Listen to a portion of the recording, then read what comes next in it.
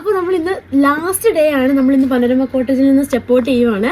അപ്പോൾ ഈ ഒരു അറ്റ്മോസ്ഫിയറും ഈ ഒരു അനുഭവത്തിലൂടെയൊക്കെ ഒരു 3 days ഭയങ്കര അടിപൊളിയായിരുന്നു ഇവിടുത്തെ സ്റ്റേ. അപ്പം ഇവിടുത്തെ സ്റ്റേ ഒരു സൂപ്പർ ഡൂപ്പർ എക്സ്പീരിയൻസ് ആയിരുന്നു. അപ്പോൾ നിങ്ങൾക്ക് തന്നെ കാണാം, ഇത്രയും നല്ലൊരു ബാക്ക്ഡ്രോപ്പ് ഒക്കെ ഉള്ള ഒരു സ്ഥലത്ത് നമുക്ക് സ്റ്റേ ചെയ്യാൻ പറ്റും തന്നെ ഭയങ്കര ഒരു ഭാഗ്യമാണ്.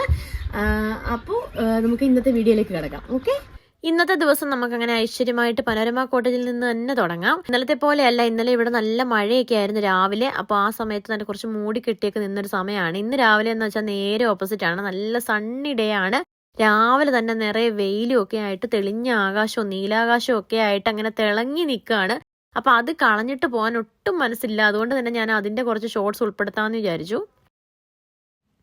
അപ്പോൾ ഇനി നമ്മൾ എന്തായാലും ഇങ്ങോട്ട് തിരിച്ചു വരുന്നില്ലല്ലോ, നമ്മൾ ഇന്ന് വീട്ടിൽ പോവാണ്. അപ്പോൾ നമ്മുടെ ലാസ്റ്റ് ഡേ ആണ്. നമ്മൾ ഇന്ന് ഒരു ഡെസ്റ്റിനേഷൻ മാത്രമേ കവർ ചെയ്യുന്നുള്ളൂ. ഹാഫ് ഡേ ആകുമ്പോഴത്തേക്ക് നമ്മൾ തിരിച്ച് വീട്ടിലേക്ക് പോകും.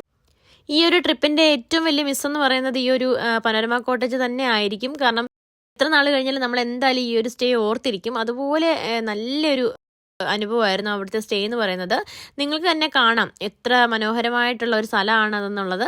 അപ്പോൾ അതുകൊണ്ട് തന്നെ ഏറ്റവും വലിയ മിസ്സ് ഇവിടുത്തെ ഒരു സ്റ്റേ തന്നെ ആയിരിക്കും നമുക്ക്. അപ്പോൾ നമ്മൾ അവിടെ എല്ലാം ഒന്ന് കറങ്ങിയിട്ട് നമ്മൾ തിരിച്ചു വന്നു. ഇനിയിപ്പോൾ നമ്മൾ സ്റ്റാർട്ട് ചെയ്യാൻ പോവാണ്. അതിന് മുന്നേ ഞാൻ ജസ്റ്റ് ഒരു റൗണ്ട് വ്യൂ നിങ്ങളെ കാണിച്ചു തരാം. ഇവിടെയാണ് നമ്മൾ സ്റ്റേ ചെയ്തിരുന്നത്. ഇതാണ് നമ്മുടെ കോട്ടേജ്.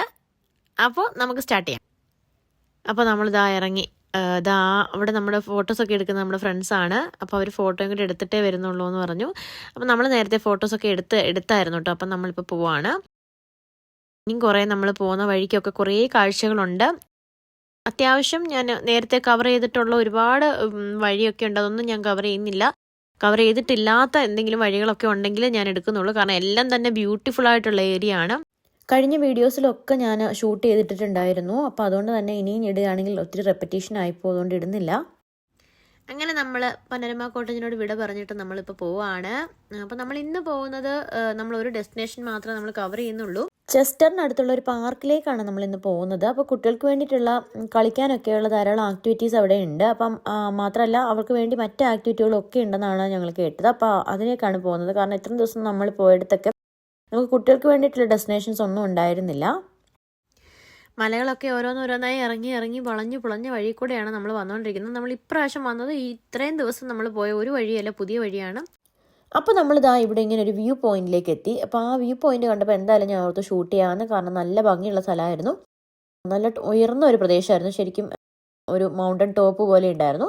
അപ്പോൾ അവിടെ എന്തായാലും നമ്മൾ നോക്കിയപ്പോൾ ഇതാ കാർ പാർക്കിങ്ങിനൊക്കെയുള്ള സ്ഥലമുണ്ട്. നമുക്ക് അവിടെ വേണമെങ്കിൽ പാർക്ക് ചെയ്തിട്ട് അവിടെ ഇറങ്ങി ഒന്ന് ഫോട്ടോ എടുക്കുകയോ അല്ലെങ്കിൽ ഒന്ന് ജസ്റ്റ് വ്യൂ ഒക്കെ കണ്ടിട്ട് പോകാൻ വേണ്ടിയിട്ടുള്ള സൗകര്യമാണ്. പക്ഷെ നമുക്ക് നിർത്തണമെന്ന് ആഗ്രഹം ഉണ്ടായിരുന്നു. പക്ഷെ നമ്മൾ നിർത്തിയില്ല. കാരണം നമ്മൾ നിർത്തുകയാണെങ്കിൽ നമ്മൾ ലേറ്റ് ആകും ഇനി നമ്മുടെ അവിടെ ചെസ്റ്ററിൽ പോകാനായിട്ട്. അപ്പോൾ നമുക്കിന്ന് ഹാഫ് ഡേ മാത്രമേ ഉള്ളൂ കറങ്ങാനായിട്ട്. അതുകൊണ്ട് നമ്മൾ നിർത്തിയില്ല. ഇനി നമ്മൾ ആ മലയെല്ലാം ഇറങ്ങുകയാണ്. അവിടെ നല്ല വ്യൂ ആണ് കേട്ടോ. ഈ ഇറങ്ങുമ്പോഴൊക്കെ നല്ല 2 സൈഡ് നമുക്ക് ഫുൾ ഇങ്ങനെ റോഡും ഒക്കെ കാണാൻ പറ്റും. മൗണ്ടൻ്റെ ആ ഒരു താഴ്വരകൾ 2 സൈഡിൽ നമുക്ക് കാണാനായിട്ട് പറ്റും. നല്ലൊരു വ്യൂ ആയിരുന്നു. ഇനി ആ മലകളെല്ലാം നമ്മൾ ഇറങ്ങുകയാണ്. ശരിക്കും ഇറങ്ങിയിട്ട് നമ്മൾ താഴ്വാരത്ത് എത്തുമ്പോഴാണ് നമ്മൾ ശരിക്കും മെയിൻ റോഡിലേക്ക് കയറുന്നത്. മെയിൻ റോഡ് എത്തിക്കഴിഞ്ഞാൽ പിന്നെ വളരെ പെട്ടെന്ന് എത്തും. അപ്പോൾ ഫൈനലി നമ്മൾ ചെസ്റ്ററിലേക്ക് എത്തിയിട്ടോ. നമുക്കൊരു 1 hour മേളിൽ വേണ്ടി വന്നു ചെസ്റ്റർ വരെ വരാനായിട്ട്.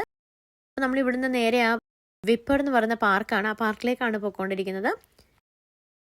അങ്ങനെ നമ്മൾ പാർക്കിലെത്തിയിരിക്കുകയാണ്. നമ്മൾ പാർക്കിങ്ങിൽ വണ്ടിയൊക്കെ ഇട്ടിട്ട് ഇപ്പോൾ നമ്മൾ പാർക്കിലോട്ട് നടന്ന് പോയിക്കൊണ്ടിരിക്കുകയാണ്. ഇത് ഈ കാണുന്നതാണ് പാർക്ക്. അവിടെ കുട്ടികൾക്ക് വേണ്ടി കളിക്കാനുള്ളത് മാത്രമല്ല, ഇവിടെ കുറേ ആക്ടിവിറ്റീസും ഒക്കെ ഉണ്ട് ഈ പാർക്കിൽ. ഒരു പ്രൈവറ്റ് ഫിഷിംഗ് പോണ്ട് ഉണ്ട്. പിന്നെ അതുപോലെ തന്നെ ഒരു വാട്ടർഫോൾ ഉണ്ട്. പിന്നെ ഒരു വാക്കിംഗ് ഏരിയ ഉണ്ട്. അതായത് ഒരു 7 miles ഇതിനകത്ത് ഒരു ഫോറസ്റ്റ് ഏരിയ ഉണ്ട്. അത് വാക്കബിൾ ആണ്. അപ്പോൾ അവിടെ ഇന്നൊരു ഫണ്ട് റേസിംഗ് ആക്ടിവിറ്റി നടക്കുന്നുണ്ട്. ഒരു ചാരിറ്റി ക്ലബ്ബ് നടത്തുന്ന വോളണ്ടിയേഴ്സ് ഒക്കെ ചേർന്ന് നടത്തുന്ന ഒരു വാക്കിംഗ് ചാലഞ്ചാണ്. അപ്പോൾ കുട്ടികൾക്ക് വേണ്ടിയിട്ടുള്ള ഒരു ചാലഞ്ചാണ്. അപ്പോൾ നമ്മളത് അതിൽ പങ്കെടുക്കുകയാണെങ്കിൽ നമുക്കൊരു മെഡലും റിഫ്രഷ്മെൻറ്റ്സും ഒക്കെ അവർ തരും. അപ്പോൾ നമ്മൾ കുട്ടികളെ അതിൽ പങ്കെടുപ്പിക്കണമെന്ന് വിചാരിച്ചിട്ടാണ്. അപ്പോൾ അത് നമ്മൾ കുറച്ച് കഴിയുമ്പോൾ അതിന് സ്റ്റാർട്ട് ചെയ്യണം. അപ്പോൾ ഇപ്പോൾ പാർക്ക് കണ്ടു കഴിഞ്ഞാൽ പിന്നെ കുട്ടികളെ നമുക്ക് കൈ കിട്ടില്ലല്ലോ. പിന്നെ അവരായി അവരുടെ കളികളായി. അപ്പോൾ അങ്ങനെ കുറേ സമയം അവർക്ക് വേണ്ടി അവിടെ പാർക്കിൽ സ്പെൻഡ് ചെയ്ത് നമ്മൾ അവർ കളിക്കാനായിട്ടൊക്കെ അവരെല്ലാവരും കൂടി കുറേ എൻജോയ് ചെയ്തു പാർക്കിൽ. ഈ പാർക്കിനോടനുബന്ധിച്ച് തന്നെ നമുക്കൊരു കഫേ ഒക്കെ അവൈലബിൾ ആണ്. അപ്പോൾ നമുക്ക് എന്തെങ്കിലും റിഫ്രഷ്മെൻറ്റ്സ് എന്തെങ്കിലും വേണമെങ്കിൽ നമുക്കത് ഈ സമയത്ത് യൂസ് ചെയ്യാം. അപ്പോൾ നമ്മൾ കുട്ടികളുടെ പരിപാടി കഴിഞ്ഞിട്ട് നമ്മൾ ഫിഷിംഗ് പോണ്ട് കാണാനായിട്ടാണ് നമ്മൾ ആദ്യം പോയത്. അപ്പോൾ അത് നമുക്ക് കുറച്ച് മുകളിലേക്ക് കയറി പോകണമായിരുന്നു. അപ്പോൾ നമ്മൾ കുറേ സമയം നടന്നു അതിന് വേണ്ടിയിട്ട്. അങ്ങനെ നമ്മൾ ആ ഫിഷിംഗ് പോണ്ടിലേക്ക് എത്തി. ഇതാണ് ആ ഫിഷിംഗ് പോണ്ട് കേട്ടോ. അപ്പോൾ ഇതിലാണെങ്കിൽ ശരിക്കും ഒരു പ്രൈവറ്റ് പോണ്ടാണ്, ഇതിനുള്ളിൽ ഫിഷിനെ വളർത്തുന്നുണ്ട്. അപ്പോൾ അത് ഫിഷിംഗ് ചെയ്യണം എന്നുണ്ടെങ്കിൽ ഇതിൽ മെമ്പർഷിപ്പ് എടുക്കണം. നമ്മൾ മെമ്പർഷിപ്പ് എടുത്തവർക്ക് മാത്രമേ ശരിക്കും അവിടെ പ്രവേശനമുള്ളൂ. നമ്മൾ ആ കാണുന്ന ആ കുളത്തിന് ചുറ്റും ഇതേപോലെ ചിറ പോലെ കെട്ടിയിട്ടിട്ടുണ്ട്. അപ്പോൾ അതൊക്കെ മീൻ പിടിക്കുന്നവർക്ക് വേണ്ടിയിട്ടുള്ളതാണ്. അപ്പോൾ അതിൽ ചിലതിലൊക്കെ ആൾക്കാർ ഇരിപ്പുണ്ട്. അപ്പോൾ അവരൊക്കെ ഫിഷിംഗ് ചെയ്യുകയാണ് അവിടെ ഇരുന്നിട്ട്. അപ്പം അവരൊക്കെ മെമ്പർഷിപ്പ് ഉള്ളവരാണ് കേട്ടോ. അപ്പോൾ ഈ മീനിനെ പിടിച്ചിട്ട് ശരിക്കും വീട്ടിൽ കൊണ്ടുപോയി കഴിക്കുമല്ല കേട്ടോ. എല്ലാവരും മീനിനെ പിടിച്ചിട്ട് തിരിച്ച് ആ കുളത്തിൽ തന്നെ വിടും. ഇത് ശരിക്കും അവരുടെ ഒരു പാഷനാണ്. ആ ഫിഷിംഗ് എന്ന് പറയുന്ന ആ ഒരു കഴിവിനെ എസ്റ്റാബ്ലിഷ് ചെയ്യാൻ വേണ്ടിയിട്ട് അവർ ഫോളോ ചെയ്യുന്നു മാത്രം. അപ്പോൾ അത് അങ്ങനെ അതിൽ ഇൻട്രസ്റ്റ് ഉള്ളവരും അവരുടെ ഒരു ഹോബി ആയിട്ട് വന്നിട്ടാണ് ഈ ഒരു സമയം സ്പെൻഡ് ചെയ്തിട്ട് അവിടെ ഇരുന്ന് ഫിഷിംഗ് ചെയ്ത് അവരുടെ ആ ഹോബി എസ്റ്റാബ്ലിഷ് ചെയ്യുക. അതിനു വേണ്ടി മാത്രമാണ് അവർ വരുന്നത്. അങ്ങനെ നമ്മൾ മുന്നോട്ട് പോകുമ്പോൾ നമ്മളൊരു കുട്ടിയെ കണ്ടു. ഒരു ടീനേജറാണ്, ആൾക്കൊരു 18 ഇയർ ഒക്കെ ഉണ്ടാവും മാക്സിമം, അത്രേ ഉള്ളൂ.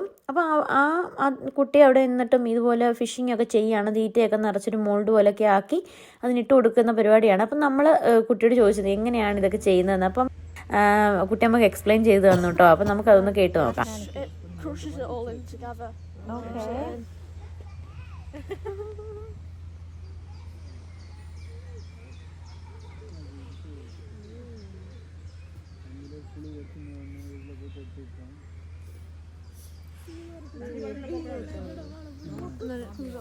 Wow.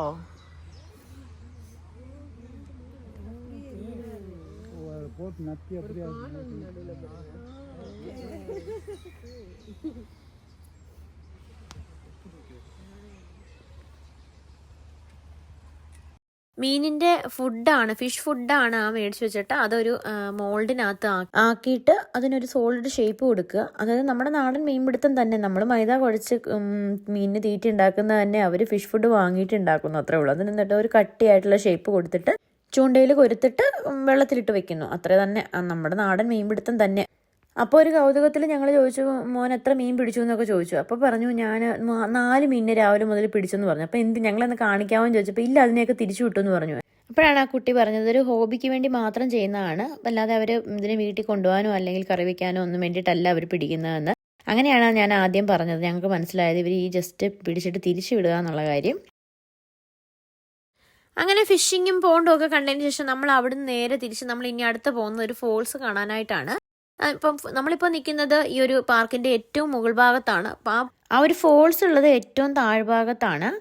അപ്പോൾ അതിൻ്റെ ഇടയിൽ തന്നെ നമ്മൾ ആ വോളണ്ടിയേഴ്സിൻ്റെ അടുത്ത് പോയിട്ട് നമ്മൾ ആ ഒരു മാപ്പൊക്കെ നമ്മൾ മേടിച്ചു ആ വാക്കിംഗ് ചാലഞ്ചിന് വേണ്ടിയിട്ട്. അപ്പോൾ ആ ചാലഞ്ച് എന്താണെന്ന് ചോദിച്ചാൽ അവർ ഓരോ മൈലിലും മയിൽക്കുറ്റി പോലെയുള്ള ഒരു സംഭവം വെച്ചിട്ടുണ്ടാവും. അതിലെല്ലാം ഓരോ സീലുണ്ടാവും. ആ സീലെടുത്തിട്ട് നമുക്കൊരു മാപ്പ് തരും. ആ മാപ്പിൽ ആ ഓരോ നമ്പർ, ഓരോ മയിൽക്കുറ്റിക്കും ഓരോ നമ്പറുണ്ട്. ആ നമ്പറിലെ സീല് നമ്മൾ ആ മാപ്പിൽ അടിച്ചു കൊടുക്കണം. അപ്പോൾ അങ്ങനെ നമ്മൾ മാപ്പ് അനുസരിച്ച് ഏകദേശം 12 മയിൽക്കുറ്റികളാണുള്ളത്. ഓരോ മയിൽക്കുറ്റിയും 1 മൈൽ അപ്പാർട്ടാണ്. അതായത് 12 മൈലാണ് നമുക്ക് നടക്കാനായിട്ടുള്ളത്.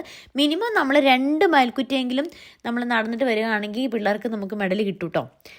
അങ്ങനെ കുറേ നടന്ന് നമ്മൾ നമ്മുടെ വാട്ടർഫോൾസിന് അടുത്തെത്തി. വലിയ ഫോൾസ് ഒന്നുമല്ല, ചെറിയൊരു വാട്ടർഫോളാണ്. നല്ല ഭംഗിയുള്ളൊരു വാട്ടർഫോൾസ് ആയിരുന്നു കേട്ടോ. നല്ല നിരന്ന് വെള്ളം ഒഴുകുന്നൊരു സ്ഥലമായിരുന്നു. അവിടെ നിന്ന് അങ്ങോട്ടേക്കൊരു വോക്ക് വേ ആണ്. ഇതേപോലെ വോക്ക് വേ പണിഞ്ഞിട്ടിരിക്കുകയാണ്. അപ്പോൾ നമുക്ക് അതിലൂടെയാണെന്ന് തോന്നുന്നു ആ ഒരു ചാലഞ്ചിലേക്ക് പോകേണ്ടത്. അപ്പോൾ ഇവിടെ നിന്ന് നമ്മൾ വീണ്ടും നമ്മുടെ മയിൽക്കുറ്റിയുടെ ഹണ്ടിങ് ആരംഭിക്കുകയാണ്. അപ്പോൾ നമ്മൾ അങ്ങനെ അവിടെ നിന്ന് നടന്നു തുടങ്ങി. മയിൽക്കുറ്റികൾ തേടിയുള്ള നടത്തം നമ്മൾ ആരംഭിച്ചു. നമ്മൾ പോകുന്ന വഴിക്കെല്ലാം നമുക്ക് ഡയറക്ഷൻസും ഒക്കെ അവൈലബിൾ ആണ്. ഈ വഴി പോകണം, ഇങ്ങനെ ഈ വഴി പോയാൽ ഈ നമ്പറിലേക്ക് എത്തും, അങ്ങനെയൊക്കെയുള്ള എല്ലാ ഡയറക്ഷൻസും നമുക്കുണ്ട് കേട്ടോ. അപ്പോൾ അതുവഴി നമ്മളിങ്ങനെ പോവുകയാണ് ഇപ്പോൾ ഈ ഒരു വഴി കൂടെ. അപ്പോഴാണ് നമ്മളിത് അവിടെ ഒരു മയിൽക്കുറ്റി കണ്ടത്. പക്ഷെ അത് മൈൽസ് മാത്രമേ അവിടെ എഴുതിയിട്ടുള്ളൂ. നമുക്ക് ഈ ഒരു ചാലഞ്ചിന് വേണ്ട ആ ഒരു സീൽ അതിലുണ്ടായിരുന്നില്ല. അപ്പോൾ 2 തരമുണ്ട്. ഒരു മൈൽ, ഹാഫ് മൈലിന് ഒരു മൈൽ പറയുന്നതും പിന്നെ ചാലഞ്ചിനുള്ള മൈൽ കംപ്ലീറ്റ് ആകുമ്പോഴുമാണ് നമുക്ക് കിട്ടുക. അപ്പോൾ ഇത് ഹാഫ് മൈൽ ആയതേ ഉള്ളൂ. ഇനി നമ്മൾ ഇതിൻ്റെ നെക്സ്റ്റ് കണ്ടുപിടിക്കണം. അപ്പോൾ നമ്മൾ നമ്മുടെ ഫസ്റ്റ് മയിൽക്കുറ്റി കണ്ടുപിടിച്ചു. അതിന്റെ ആവേശത്തിലാണ് അവിടെ കുട്ടികളൊക്കെ പോയി എല്ലാവരും സീലടിപ്പിക്കുകയാണ്. ആദ്യത്തെ മയിൽക്കുറ്റി, അതിനകത്ത് സീൽ ഉണ്ടായിരുന്നു. അപ്പോൾ അത് അടിച്ചു. എല്ലാവരുടെ കയ്യിൽ ഓരോ മാപ്പ് ഉണ്ട്, ഒരു പെന്നുണ്ട് ഒക്കെ ആയിട്ട് എല്ലാവരും ഇതാണ് ആ ഒരു മയിൽക്കുറ്റി. അതിന് നമ്പരും ഉണ്ട്. ആ ഒരു നമ്പർ ഉണ്ടായിരിക്കണം, അതിൽ മാത്രമേ നമുക്ക് സീൽ ഉണ്ടാവുള്ളൂ. അപ്പോൾ അതിലുള്ള സീല് നമ്മൾ അടിച്ചു. എന്നിട്ട് നമ്മൾ വീണ്ടും അടുത്ത മയിൽക്കുറ്റി തപ്പി ഇങ്ങനെ പോവുകയാണ്. ആ വനത്ത് ശരിക്കും ഒരു കൊടൂര വനമാണെന്ന് തന്നെ പറയാം. അതിനുള്ളിൽ കൂടെ വേണം ഈ പോക്ക്. കുട്ടികൾ മാത്രമേ ഉള്ളൂ എക്സൈറ്റഡ്. നമ്മളത്ര എക്സൈറ്റഡ് ഇല്ല. നടന്ന് മടുത്തിരിക്കുന്നു. ഏകദേശം 1, 2, 3 കിലോമീറ്ററോളം നമ്മൾ നടന്നു കേട്ടോ. അപ്പോൾ നമുക്ക് ഒരു മയിൽക്കുറ്റിയാണ് ഇത്ര നേരമായിട്ട് കിട്ടിയിരിക്കണേ. അങ്ങനെ നമ്മൾ ഇനിയും മുന്നോട്ട് പോയിക്കൊണ്ടിരിക്കുകയാണ്. കുറേ സമയം കൂടി നടന്നു നോക്കാം. എങ്ങനെയെങ്കിലും 2 മയിൽക്കുറ്റി കിട്ടിക്കഴിഞ്ഞാൽ തിരിച്ചു പോകാമായിരുന്നു. തിരിച്ചു പോകണമെങ്കിൽ ഈ നടന്നത് മുഴുവൻ വീണ്ടും നടക്കണമല്ലോ എന്ന് ഓർക്കുമ്പം അതിലും ടെൻഷനാണ്. അങ്ങനെ നമ്മളിതാ 2ാമത്തെ മയിൽക്കുറ്റി നമുക്ക് കിട്ടിയിട്ടോ ഇവിടെ വെച്ച്. ഇതാണ് ആ ഒരു മാപ്പ് എന്ന് പറയുന്നത്. അതായത് ഈ നമ്പറുകളാണ് നമുക്ക്. ആ 2 മയിൽക്കുറ്റിയാണ് ഇപ്പോൾ കിട്ടിയിരിക്കുന്നത്. 6ഉം 8ഉം നമുക്ക് കിട്ടിയിട്ടുണ്ട്. അപ്പോൾ 2 എണ്ണം കിട്ടിയാൽ തന്നെ മതി. അതിലെല്ലാം നമ്മൾ സീലും വെച്ചിട്ടുണ്ട് കേട്ടോ. സീല് നമുക്ക് കാണാൻ പറ്റുന്നതല്ല.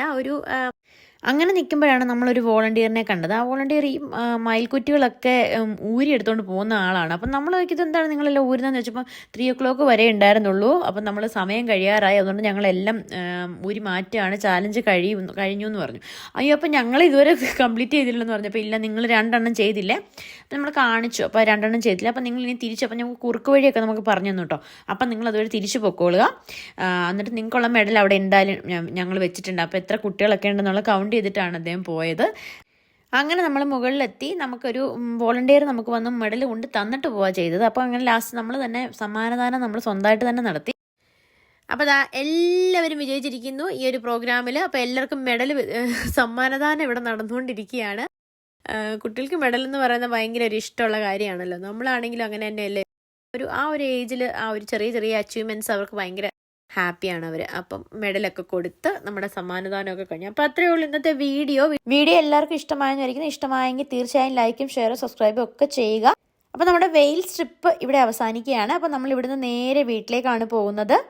അപ്പോൾ വീഡിയോ കാണുന്ന എല്ലാവർക്കും താങ്ക് യു. അപ്പോൾ ഇതേപോലെ തന്നെ അടിപൊളി വീഡിയോസുമായിട്ട് നമുക്ക് വീണ്ടും കാണാം. അതുവരെ എല്ലാവർക്കും ടാറ്റാ.